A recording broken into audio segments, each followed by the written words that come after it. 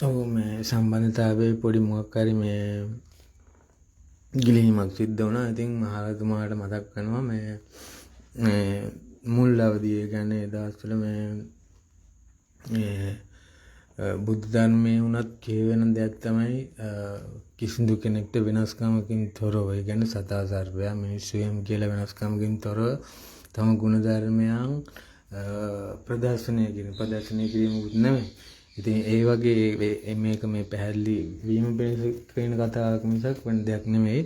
ඉතින් මේ මතක් වෙන්න ඕන මේ අර විශේෂයෙන්ම අපේ ඔඩෙල් තමයි ඒ දවස්වල තිබ්බ මේ අපේ විලාසිතාවන් වලට, ඒ කියන්නේ ඇඳුම් පැළඳුම් අනම් හැම දෙයකටම මිලදී ගන්න තිබ්බ අඩුවෙන් මම කියන්නේ විවිධ මිල ගාන වල තිබ්බ. නමුත් සාධාරණ මිනිස්සුන්ට දැරිය හැකි ඒ වගේ මේ මිලකට ඇඳුම් ගන්න තිබ්බ හොඳම ස්ථානයක් තමයි ඔඩෙල් එක. ඉතින් ඒකේ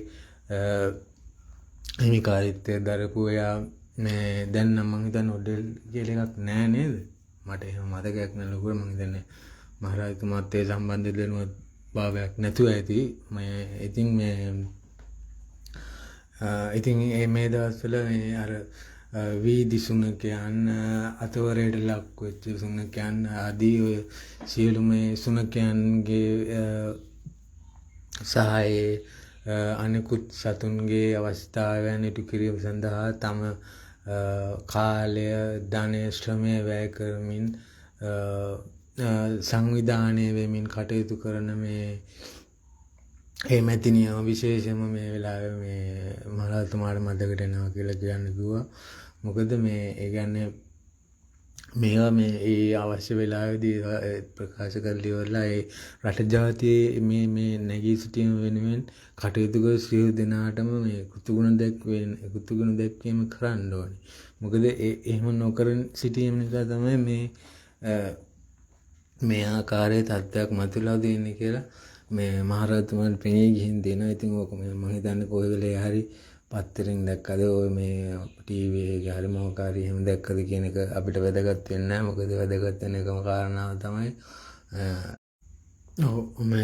ඉතින් වැදගත් වෙන එකම කාරණාව තමයි මේ දේවල් ඒ ආකාරයෙන්ම මේ සිදුවීමේදී එයාට අපි විශේෂිත ඇගීමක් ඉටු කරාද නැද්ද කියන එක. ඉතින් මේක ප්‍රමාදෙලා හරි ඒ වගේ අය වෙනුවෙන්, ඒ කියන්නේ දැන් මම හිතන්නේ සෑහෙන වන්න වයසක් යහම මතක නෑ මේ ඔඩෙල් නිර්මාතු කවුද අපේ ඔටාරා